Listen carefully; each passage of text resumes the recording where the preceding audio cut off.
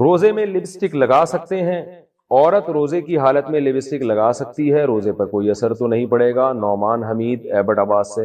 خواتین کو چاہیے بھائی تھوڑی دیر میک اپ کے بغیر بھی رہ لیں، لپسٹک لگانے سے روزہ تو نہیں ٹوٹتا، لیکن اس بات کا امکان ہے کہ آپ کی زبان اس پہ ٹچ ہوگی، پھر وہ ذائقہ ہو سکتا ہے حلق کے اندر چلا جائے، تو ناپسندیدہ اور مکروہ تو بہرحال ہے، کیونکہ خطرہ اس بات کا موجود ہے کہ آپ کی زبان اس پہ ٹچ ہو اور تھوک کے ذریعے وہ لپسٹک کے ذرات آپ کے حلق تک پہنچ جائیں۔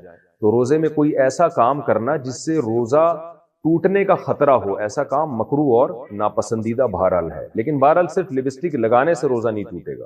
مریض کا روزے کے دوران آکسیجن لینا، کیا مریض روزے کی حالت میں آکسیجن استعمال کر سکتا ہے؟ انعام الحق کوئٹہ سے۔ جہاں تک میری معلومات ہیں، آکسیجن جب مریض کو دی جاتی ہے تو اس میں دوا کے بھی کچھ ذرات ہوتے ہیں، تو اس لیے آکسیجن لینے سے روزہ ٹوٹ جائے گا۔ وجہ اس کی کہ وہ دوا کے ذرات آپ کے لنگس میں، آپ کے پھیپھڑوں میں جا رہے ہوتے ہیں۔ لیکن اگر ماہر ڈاکٹر آپ کو یہ کہہ دیں کہ آکسیجن میں لینے میں کوئی ذرات نہیں ہے، کوئی دوا کے کوئی ذرات نہیں ہے، خالص آکسیجن جیسی گیس ہی آپ کے پھیپھڑوں میں جا رہی ہے، تو پھر روزہ نہیں ٹوٹے گا۔ تو جو مجھے معلومات تھی میں نے اس کے حساب سے بتا دیا آپ کو۔ حاملہ عورت کے لیے روزے کا حکم۔ اچھا بھائی، حاملہ عورت کو اگر روزہ مشکل لگ رہا ہو تو وہ روزہ رکھے گی یا نہیں؟ اگر وہ روزہ رکھے اور پھر صبح 10 بجے کے قریب روزہ توڑ دے تو اس پر قضاء لازم ہے یا کفارہ؟ محمد شہباز کراچی سے۔ دیکھیں، حاملہ عورت پر بھی روزہ رکھنا لازم ہے، فرض ہے۔ اگر اس کو بیمار ہونے کا خطرہ ہے تو جیسے دیگر بیماروں کو روزہ چھوڑنا جائز ہے، تو حاملہ عورت کو بھی، اگر دیکھیں حمل بذات خود بیماری نہیں ہے، جو عورتیں بچوں کو فیڈ کراتی ہیں وہ بھی روزہ نہیں چھوڑ سکتی، کیونکہ فیڈ کرانا کوئی بیماری نہیں ہے، یا پریگنینسی کوئی بیماری نہیں ہے۔ ہاں، پریگنینسی میں کسی خاص خاتون کو یہ خطرہ ہو کہ میں نے روزہ رکھا تو بیمار ہو جاؤں گی، غالب گمان ہو، صرف وہم نہ ہو، یا کوئی خاتون فیڈ کرا رہی ہیں ان کو غالب گمان ہو کہ مجھے چکر آئیں گے اور میں بیمار ہونے کا خطرہ ہے، یا چکر آتی ہیں اتنی کمزوری سے گرنے کا خطرہ ہو جاتا ہے ان کو، تو واقعی ایسا خطرہ ہو، یا خود کو تو یہ خطرہ نہ ہو لیکن فیڈ کرانے والی عورت کو یہ خطرہ ہو کہ میں نے اگر روزہ رکھا تو میں فیڈ ہی نہیں کرا سکتی، دودھ ہی نہیں اترے گا سینے میں، جس سے بچے کا نقصان ہو جائے گا، تو اس کنڈیشن میں تو فیڈ کرانے والی عورت روزہ چھوڑ سکتی ہے۔ اسی طرح پریگنینسی والی خاتون اس کنڈیشن میں تو روزہ چھوڑ سکتی ہیں، ادروائز پریگنینسی میں بھی روزہ نہیں چھوڑنا جائز، اور فیڈ کرانے والی عورت کے لیے بھی روزہ چھوڑنا حرام ہے۔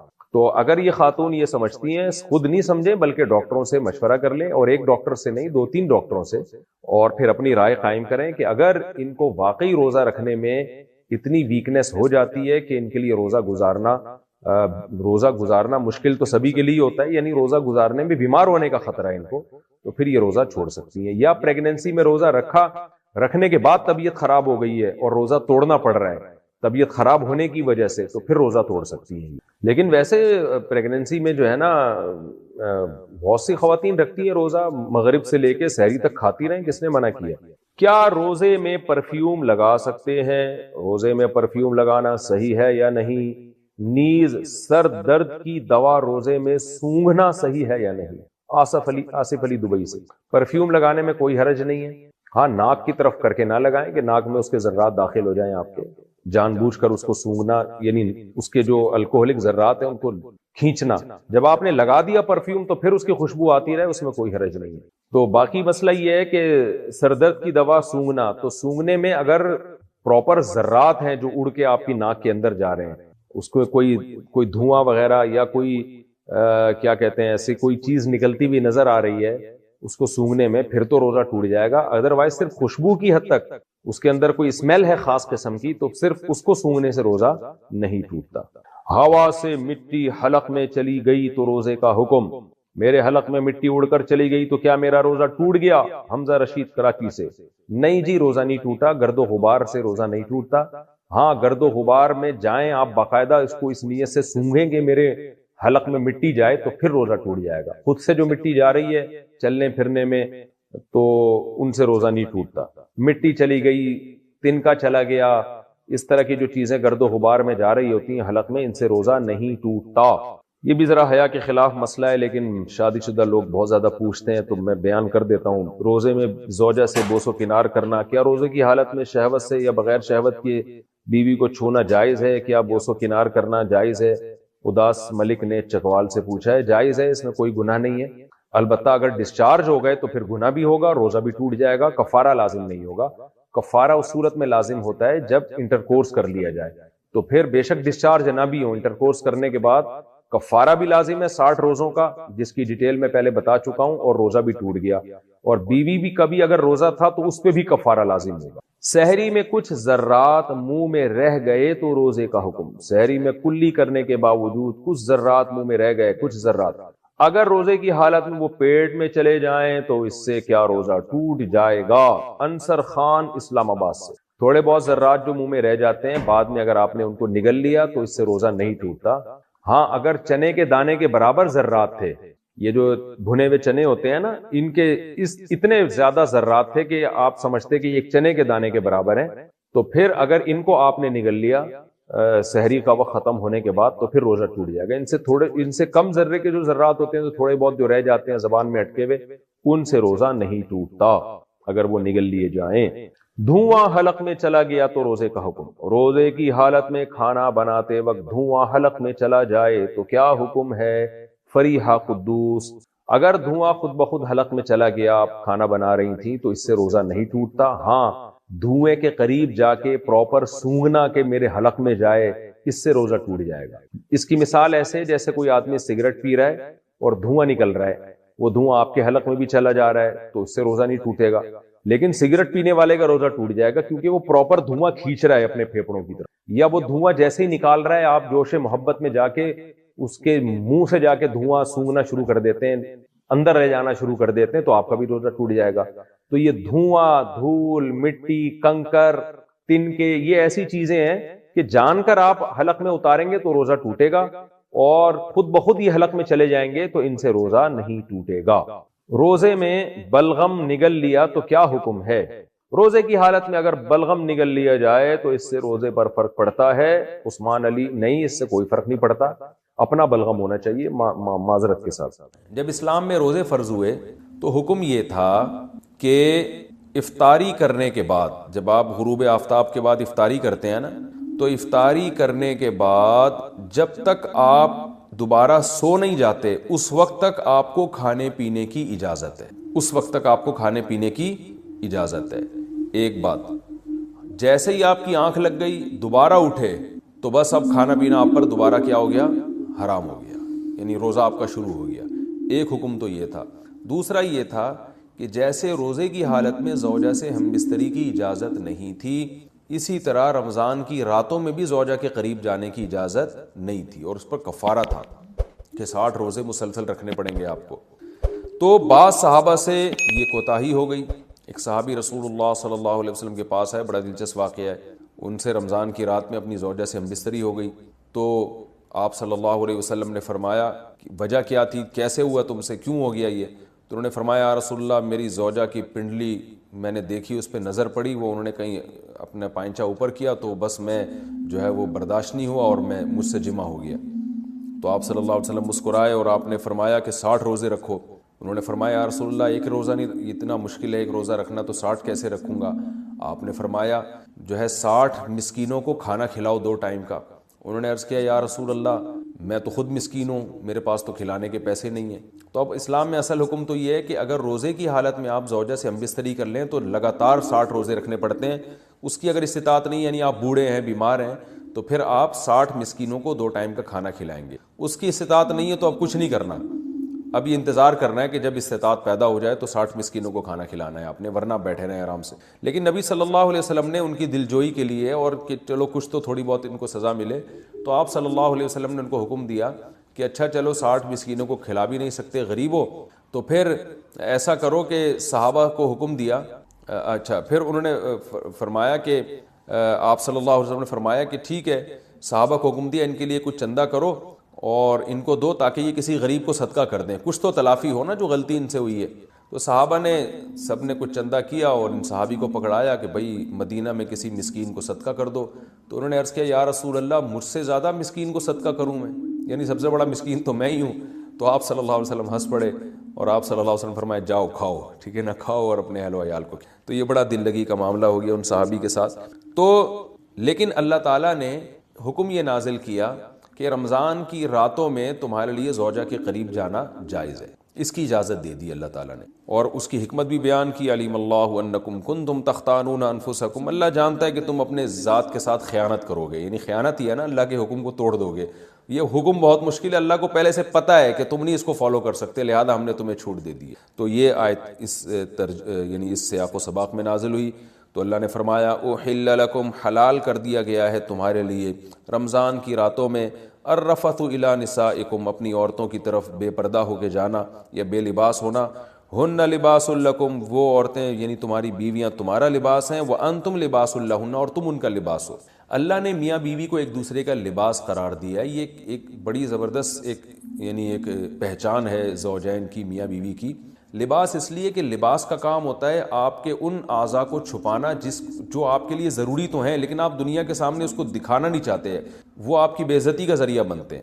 تو اللہ تعالیٰ نے مرد میں بھی سیکشول ڈیزائرز رکھی ہیں، عورت میں بھی سیکشول ڈیزائرز رکھی ہیں، اور یہ ڈیزائرز انسان کی فطرت ہیں، لیکن فطرت کے باوجود کوئی بھی ان چیزوں کو نمایاں نہیں کرنا چاہتا۔ یعنی جیسے آپ نے جانور دیکھے ہوں گے، وہ کھلے عام اپنی اس خواہش کو پورا کر رہے ہوتے ہیں، تو مرد اور عورت میں اللہ نے یہ خواہش تو رکھی ہے، مگر وہ کوئی بھی یہ نہیں چاہتا شریف آدمی کہ میں اپنی اس خواہش کو اس طرح سے پورا کروں کہ لوگوں کو پتہ چل رہا ہو، اس میں انسان کی بے عزتی ہے، رسوا ہو جاتا ہے۔ تو اندرون خانہ ہی میاں بیوی ایک دوسرے کی اس خواہش کو پورا کرنے کا ذریعہ بنتے ہیں، اور وہ ایک دوسرے کے ایک ایسی خواہش کو جو ایک عیب سمجھی جاتی ہے دنیا کی نگاہوں میں، اس عیب کو اندرون خانہ پورا کر کے اس کے چھپا دیتے ہیں ان عیبوں کو۔ اگر وہ میاں بیوی ایک دوسرے کے لیے لباس نہ بنے اور ایک دوسرے کے اس عیب پہ پردہ نہ ڈالیں، یعنی ایک دوسرے کی خواہش کی تکمیل کا ذریعہ نہ بنے، تو اس بات کا امکان ہوتا ہے کہ یہ دونوں مرد بھی اور عورت بھی کسی اور طریقے سے اپنی خواہش پوری کر کے دنیا کے سامنے ذلیل اور رسوا ہو جائیں۔ ظاہر طوائف خانوں کا رخ کریں گے یا اور کسی طرح سے جو ہے نا زنا کی کوشش کریں گے، تو اس میں آخرت کی رسوائی بھی ہے اور بعض دفعہ دنیا کی رسوائی کا ذریعہ بھی بنتی ہے یہ چیز۔ تو میاں بیوی اندرون خانہ ہی بند کمرے میں ایک دوسرے کی اس خواہش کو پورا کر کے ایک دوسرے کی خواہش پہ پردہ ڈال دیتے ہیں، بالکل جیسے لباس آپ کے جو جسم کے پوشیدہ اعضاء ہیں ان کو چھپا دیتا ہے۔ تو دو کام کرتا ہے لباس، ایک تو یہ کہ آپ کے جسم کے جو پوشیدہ اعضاء ہیں ان کو چھپا بھی دے گا، اور دوسرا لباس زینت کا کام بھی کرتا ہے، جب آپ لباس پہن کے باہر نکلتے ہیں تو اور اچھے بھی لگتے ہیں۔ تو اللہ تعالیٰ نے ایسا ایک انتظام کیا، میاں بیوی کو ایک دوسرے کے لیے ایسا بنایا کہ ایک دوسرے کی خواہش کو اندرون خانہ ہی یہ پورا بھی کر دیتے ہیں اور زینت کا ذریعہ بھی بنتے ہیں۔ جب میاں بیوی باہر نکلتے ہیں تو لوگ تعارف کروا رہے ہوتے ہیں نا کہ شادی شدہ آدمی ہے، پارکوں میں لکھا ہوتا ہے فیملی کے بغیر الاؤ نہیں، ان کو پتہ ہے جو فیملی کے بغیر ہوتا ہے وہ قابل عزت نہیں ہوتا، فیملی والا آدمی قابل عزت ہوتا ہے۔ تو وہ زینت کا ذریعہ بھی بنتے ہیں کہ بھائی شادی شدہ آدمی ہے، بال بچوں دار آدمی ہے، بال بچوں والا آدمی ہے، تو زینت اس لحاظ سے بھی کہ لوگوں کو اس سے خطرہ بھی کم ہوتا ہے، وہ ایسی اوباش لڑکوں جیسی حرکتیں بھی یعنی حرکتیں بھی نہیں کرتا، اور زنا سے بھی بچ جاتا ہے وہ، تو اس لحاظ سے بھی لوگوں کو اس سے خطرہ نہیں ہوتا۔ تو ہر لحاظ سے ایک دوسرے کی زینت کا ذریعہ بنتے ہیں اور ایک دوسرے کی عیبوں پہ پردہ ڈالنے کا ذریعہ بنتے ہیں۔ تو یہ ایک اللہ تعالیٰ نے پہچان کروائی ہے، اور اس میں اللہ نے عورت کا ذکر پہلے کیا، مرد کا بعد میں کیا، اس میں کیا حکمتیں ہیں، یہ ایک لمبا ٹاپک ہے، میں بیانات میں ذکر کر چکا ہوں، پھر تفسیر میں اس طرح کی باتیں ہوں گی تو بہت لمبی تفسیر ہو جائے گی۔ آگے اللہ نے فرمایا علیم اللہ انکم کنتم تختانون انفسکم، اللہ کو پتہ ہے تم اپنے نفس کے ساتھ خیانت کرو گے۔ خیانت کا مطلب جب اللہ کے حکم کو توڑو گے تو اپنے ساتھ ہی خیانت ہے نا یہ، تو اللہ کو پتہ ہے کہ تم اس حکم کو فالو نہیں کر سکتے، یعنی رمضان کی راتوں میں بھی ہم پابندی لگا دیں تو پورا مہینہ زوجہ سے دور رہنا تمہارے لیے بڑا مشکل ہو جائے گا، اس لیے اللہ نے حکم دے دیا فتاب علیکم، اللہ تم پر متوجہ ہوا، وعفا عنکم، اور جو کوتاہی تم میں سے ہو چکی ہے، ان صحابی سے کوتاہی ہوئی تھی اللہ نے معاف کر دی، فالآن، پس اب تمہیں اجازت ہے، باشروہن، ان سے تم ہم بستری کر سکتے ہو، یعنی رمضان کی راتوں میں، وابتغوا ما كتب اللہ لکم، اور وہ اولاد تلاش کرو، وہ چیز تلاش کرو جو اللہ نے لکھ دی ہے تمہارے لیے، یعنی اس سے مراد ہے اولاد۔ تو اب یعنی زوجہ کے قریب اس نیت سے جاؤ کہ تمہیں اولاد ملے۔ تو یہاں بھی کچھ باتیں، پہلی سوال یہ پیدا ہوتا ہے کہ جب اللہ نے اس حکم کو منسوخ ہی کرنا تھا، اللہ تعالیٰ نے رمضان کی راتوں میں زوجہ سے ہم بستری کی اجازت دینی ہی تھی، تو پھر پہلے پابندی کیوں لگائی جب منسوخ ہی کرنا تھا؟ تو مشرکین یہ اعتراضات کیا کرتے تھے کہ قرآن ایک بات پہ معاذ اللہ قائم کیوں نہیں رہتا، منسوخ کیوں کر دیتا ہے؟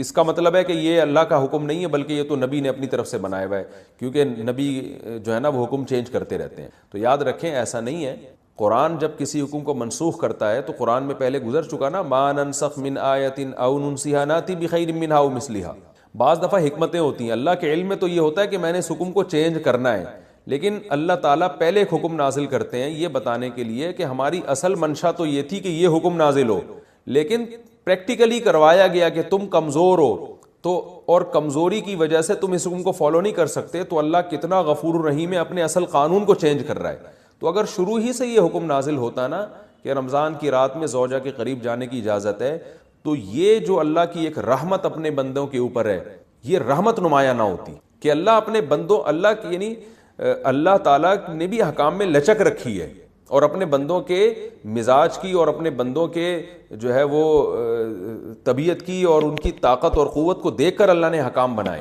اس کی مثال ایسے ہے جیسے 28ویں پارے میں آتا ہے کہ اللہ تعالیٰ نے صحابہ کرام کو حکم دیا تھا کہ جب نبی کے پاس جاؤ بات چیت کرنے کے لیے، آپ سے سرگوشی کرنے کے لیے، تو پہلے صدقہ کیا کرو، لیکن ابھی کسی صحابی نے صدقہ کیا ہی نہیں کہ اللہ نے حکم کو منسوخ کر دیا اور فرمایا کہ تمہارے لیے یہ حکم بہت شاق ہے، لہذا اب تمہیں اجازت ہے کہ بغیر صدقے کے نبی کے پاس چلے جاؤ۔ تو وہاں بھی علماء نے حکمت بیان کرتے ہیں کہ اللہ تعالیٰ اگر شروع سے یہ حکم دے دیتا نا کہ بغیر صدقے کے چلے جاؤ، تو وہ جو اللہ تعالیٰ کی اپنے بندوں کے ساتھ ایک لطافت والا معاملہ ہے، رحمت والا معاملہ ہے، وہ ظاہر نہ ہوتا۔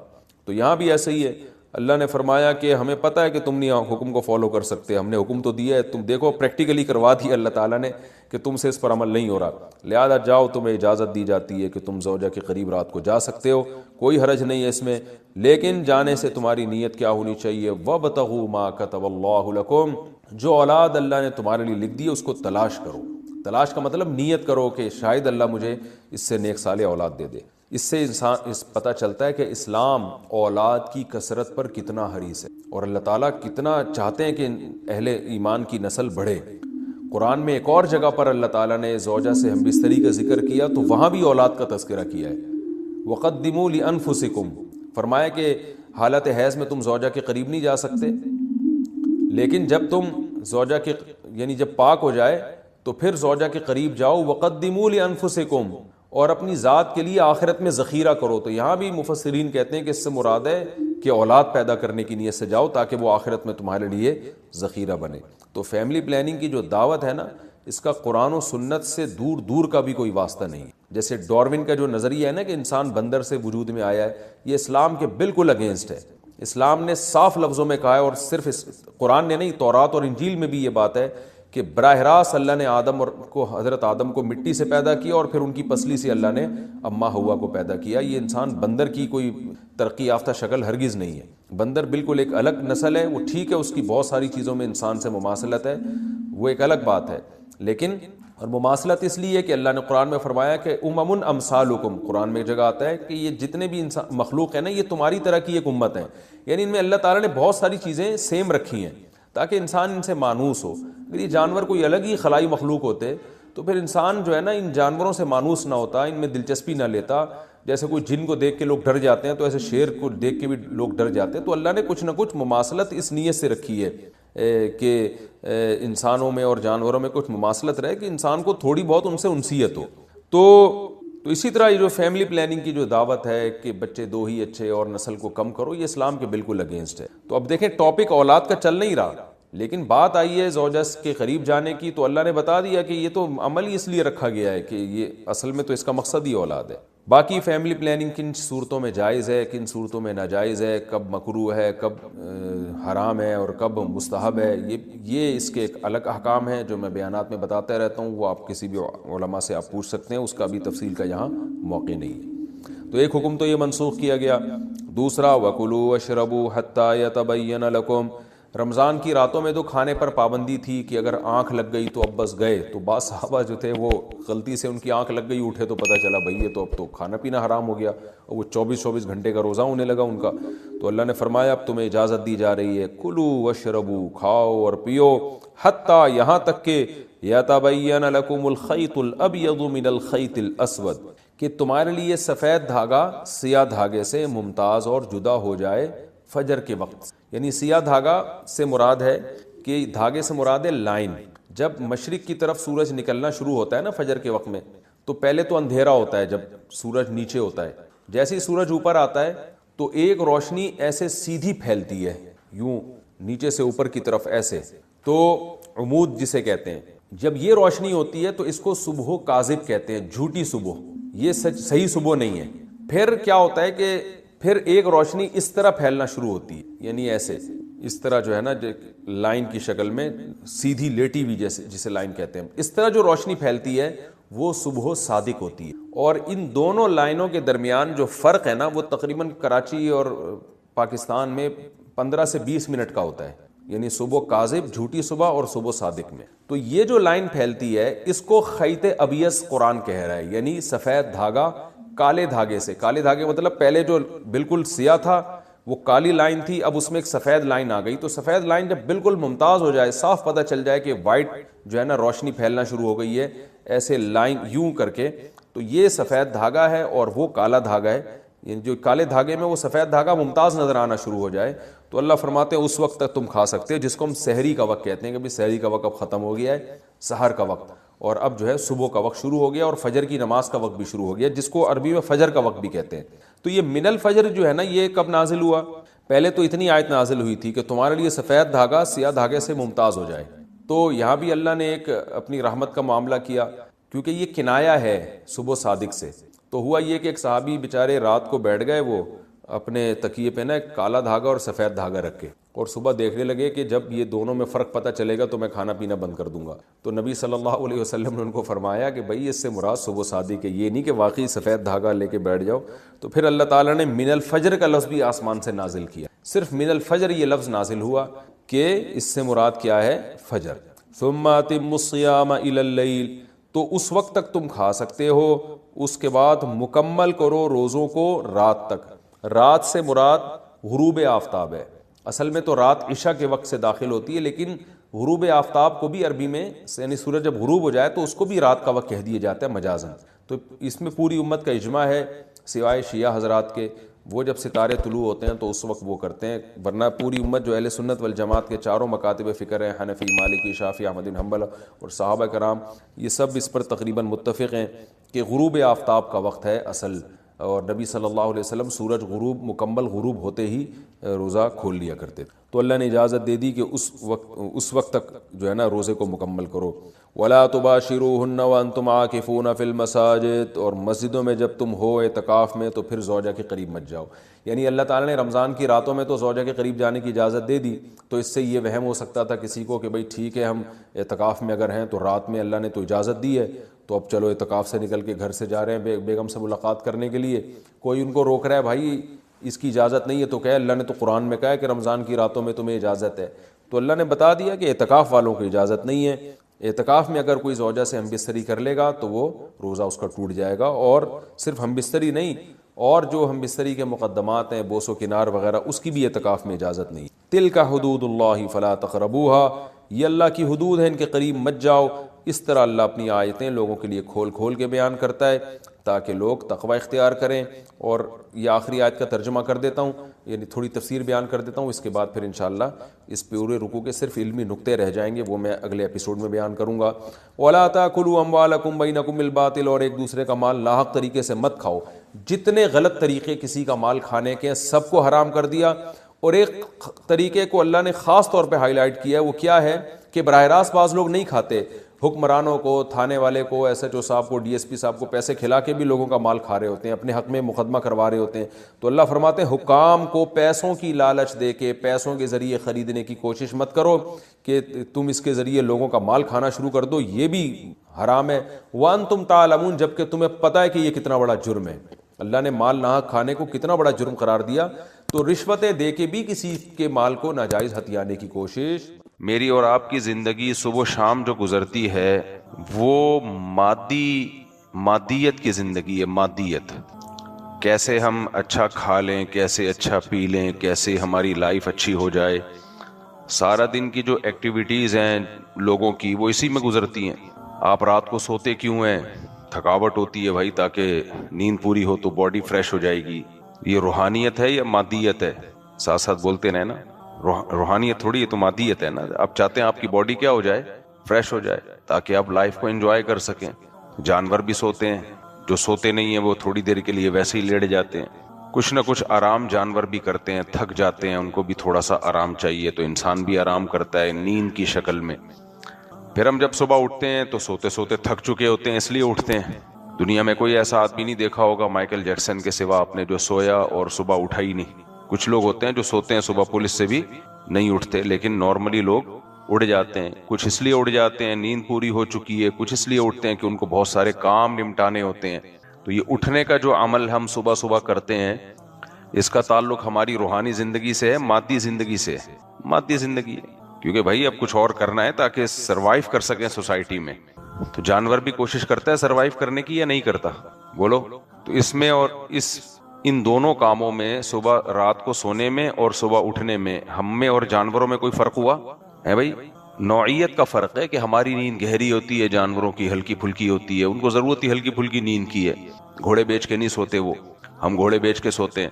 پانڈا ایک جانور ہے آسٹریلیا میں نے دیکھا, وہ 22 گھنٹے سوتا ہے, 2 گھنٹے جاگتا ہے. 22 گھنٹے سونے والا جانور ہے. تو مجھے تسلی ہوئی کہ الحمدللہ کراچی میں جو نوجوان چل رہے ہیں ان جیسی مخلوق اللہ نے دنیا میں پیدا کی ہے. ایسا نہیں ہے کہ ہم اکیلے ہی سوتو ہیں, بلکہ اللہ کا فضل ہے کہ ہمارے جیسے سوتو دنیا میں. سونے پہ بات آئی ہے, 2-3 چیزیں میں آپ سے عرض کر دوں میرے ٹاپک سے ہٹ کے تھوڑی سی. دیکھو سونے کا تعلق بھی ہمارے مذہب سے ہے. ہمارے مذہب نے بھی ہمیں بتایا کتنا سونا چاہیے کتنا نہیں سونا چاہیے.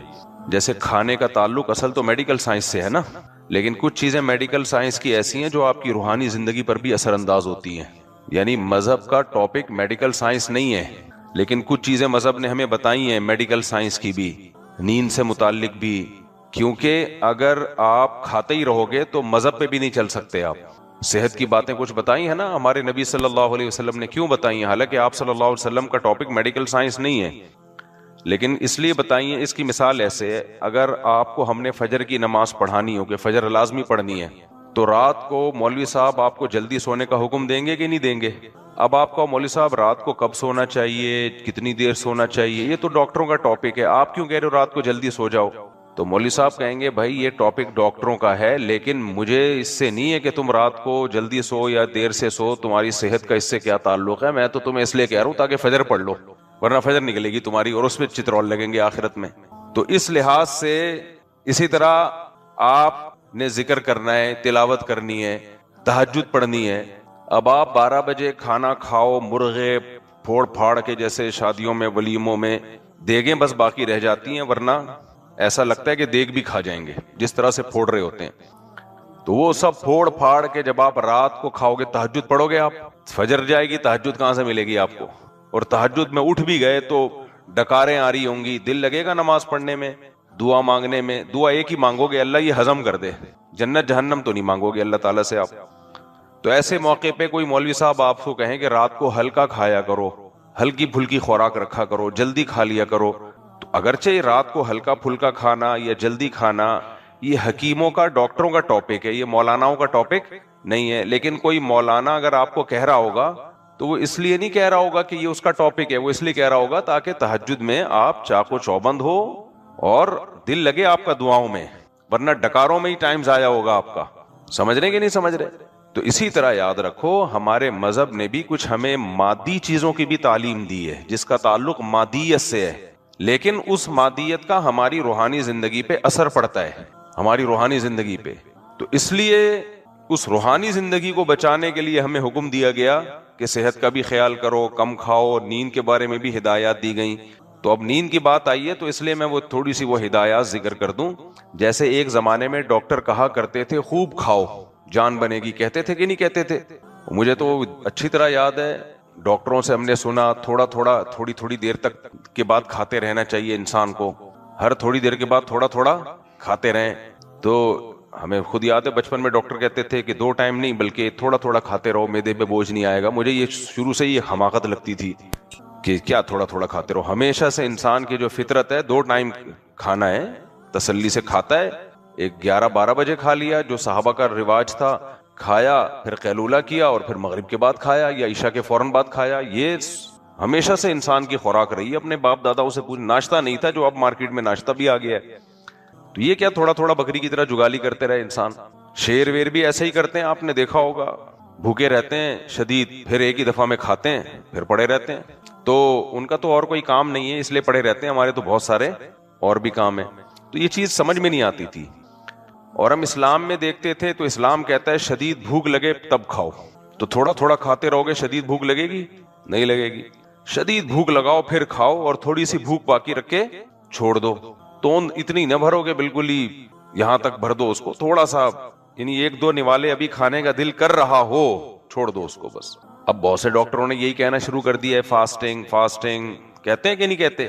پہلے اس کو مسلم فاسٹنگ کہا جاتا تھا. جب فاسٹنگ گوروں میں آئی نا میڈیکلی کہ اتنا فائدہ ہے فاسٹنگ کا, معدے کو آرام دو, یہ کرو وہ کرو وغیرہ وغیرہ, تو اس کا نام, یہ مجھے ایک بہت بڑے پروفیسر ہیں انہوں نے بتائی یہ بات, یونیورسٹی کے نام بھی بتا دیتا لیکن پتہ نہیں وہ مناسب سمجھے نہ سمجھے. تو امریکہ میں بھی رہے ہیں, بہت بڑی بڑی یونیورسٹیوں میں انہوں نے لیکچرار رہے ہیں وہ, تو انہوں نے بتایا کہ جب یہ گوروں میں جب ریسرچ ہوئی کہ بھئی بھوکا رہنے سے تو بڑا فائدہ ہوتا ہے, 2 میل کے درمیان 2 خوراکوں کے درمیان وقفہ ہونا چاہیے, بکریوں کی طرح ہر وقت جگالی کرنا اچھا کام نہیں ہے. تو پہلے انہوں نے اس کو نام رکھا مسلم فاسٹنگ. کیا نام رکھا؟ مسلم فاسٹنگ. جیسے جب ان کے جو ریسٹ ہاؤس ہوتے ہیں, جو بیت الخلا ہوتے ہیں, جو واش روم ہوتے ہیں, اس میں شاور نہیں ہوتا, تو جب ان کے ہاں شاور آیا تو وہ کہاں سے آیا؟ مسلمانوں سے انہوں نے لیا. جاپان میں تو لگ گئے ہر جگہ شاور, تو اس کا نام انہوں نے کیا رکھا؟ مسلم شاور. اب اس میں مسلمانوں کی عزت ہو رہی ہے کہ تم نے دھونا کس سے سیکھا ہے, تم نے فاسٹنگ کس سے سیکھی ہے؟ مسلمانوں سے. تو ظاہر ہے وہ مسلمانوں کی عزت تو ان کو پسند نہیں ہے نا. آپ کو پتا ہے کیا کیا باتیں بات سے بات نکلتی ہے یار, کیا کریں مصیبت. بہت ساری ایجادات جو مسلمانوں کی تھیں وہ انہوں نے اپنے کھاتے میں ڈالی انگریزوں نے. مسلم سائنٹسٹ کی ایجادات تھیں, بہت سے تھیوریز تھیں, نظریات تھے جو مسلم سائنسدانوں کے کارنامے تھے, ان کمبختوں نے سب اڑا دیے, سب کچھ اپنے نام سے چلائے انہوں نے. علامہ اقبال جرمنی میں رہے ہیں, میں نے ان کا گھر دیکھا ہے جرمنی میں, تو اقبال نے ایسے ہی تھوڑی شعر کہہ دیا تھا, مگر وہ علم کے موتی کتابیں اپنے آبا کی, جو جا کے دیکھی یورپ میں تو دل ہوتا ہے سپارہ. علامہ اقبال جب یورپ میں گئے نا تو جو اپنے مسلم سائنٹسٹ کی کتابیں ان کی لائبریریز میں دیکھی, تو کہتے ہیں جب میں نے اپنے باپ داداؤں کی, یعنی ہمارے جو سائنٹسٹ گزرے ہیں, ان کی کتابیں یورپ کی لائبریری میں دیکھی تو میرا دل 30 ٹکڑے ہو گیا, 30 ٹکڑے ہو گیا کہ یہ کیا قیامت ہے بھائی, یہ تو ہمارے سارے علوم تھے جس سے انہوں نے فائدہ اٹھایا ہے, اور ایسا ہمارا نام و نشان مسخ کیا ہے کہ جیسے یہ گورا دیکھنے میں جتنا اچھا لگتا ہے اتنا ہے نہیں. یہ ذہن میں رکھو, یہ انڈیویجول لائف میں بہت اچھے ہوتے ہیں, بہت اچھے, نائس ٹو میٹ یو وغیرہ وغیرہ, ایماندار بھی ہوتے ہیں, بہت اچھے بھی ہوتے ہیں, لیکن قومی سطح پہ یہ بڑی بڑی خیانتیں کرتے ہیں. نہیں یار کیا کریں بھائی, تم لوگ کو سمجھانا بہت مشکل کام ہے یار. دیکھو پرسنلی گورے بہت اچھے ہوتے ہیں, کافر بھی بہت اچھا ہوتا ہے انڈیویجول لائف میں, لیکن جو اجتماعی نظم یہ لوگ بناتے ہیں نا, جو قومی سطح پہ جو کارنامے سر انجام دے رہے ہوتے ہیں وہ بہت بھیانک ہوتے ہیں. میں بار بار کہتا ہوں گورا بے وقوف نہیں ہے مسجد سے چپل چرائے, اس سے بدنامی ہوتی ہے, اور وہ ایک نمبر ہوتے ہیں. وہ اگر چپل چرائے گا تو پیسے دے دے گا آپ کو.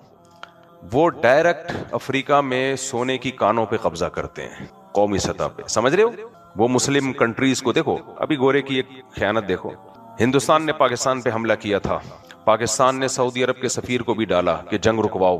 ڈالا کہ نہیں ڈالا سعودی عرب کے سفیر کو؟ بولو نا. امریکہ سے رابطہ کیا, جنگ رکواؤ, رکی جنگ, بولو نا. سعودی عرب کا سفیر آیا, ہندوستان کا دورہ کر کے گیا, کوئی فرق نہیں پڑا مودی سرکار پہ. لیکن جب پاکستان نے اٹیک کیا, مودی سرکار نے ایک فون مارا ہے صدر بش کو, ڈونلڈ ٹرمپ کو, فوراً جنگ رکوا دی کہ نہیں رکوا دی؟ بولتے کیوں نہیں ہو؟ تو یہ کیا مطلب؟ یہ بہت نیک لوگ ہیں. جب ان کی پٹائی شروع ہوئی ہے تو پھر بند کرو جنگ, ہماری پٹائی ہو تو ہوتی رہے. کیا خیال ہے؟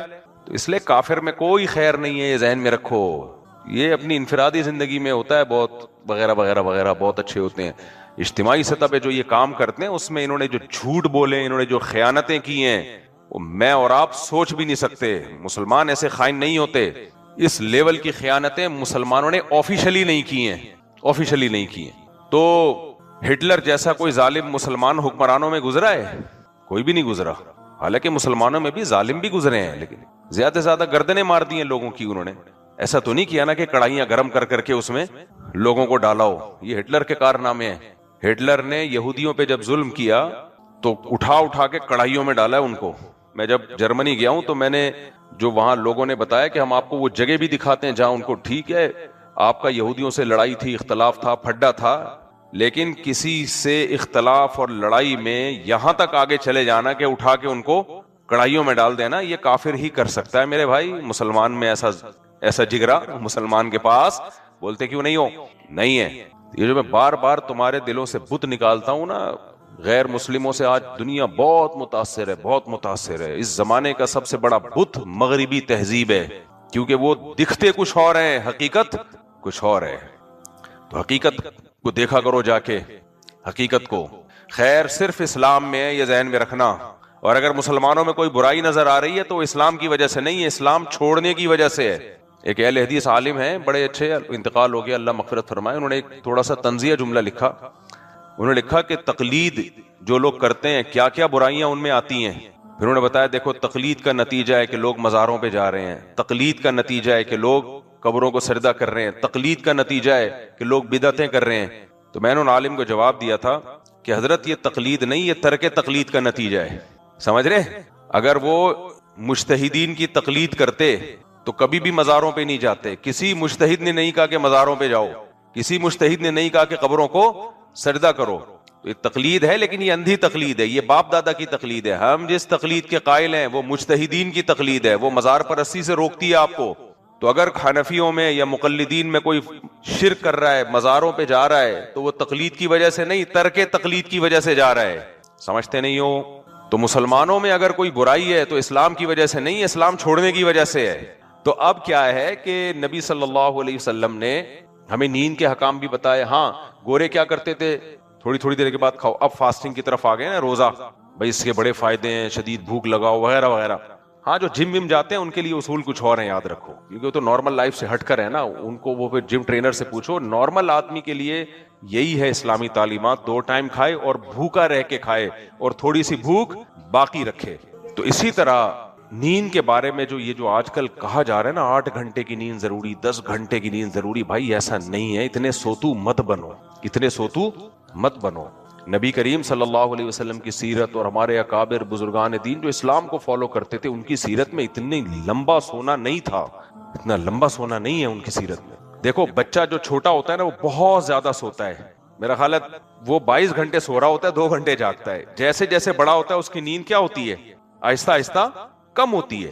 ہم نبی کریم صلی اللہ علیہ وسلم کی سیرت میں دیکھتے ہیں کہ آپ صلی اللہ علیہ وسلم بہت زیادہ دیر تک نہیں سوتے تھے. ہاں تھوڑا سوتے تھے، لیکن اس آپ کی جو سلیپ کوالٹی تھی وہ بہت زبردست تھی، وہ بہت گہری نیند سویا کرتے تھے نبی کریم صلی اللہ علیہ وسلم.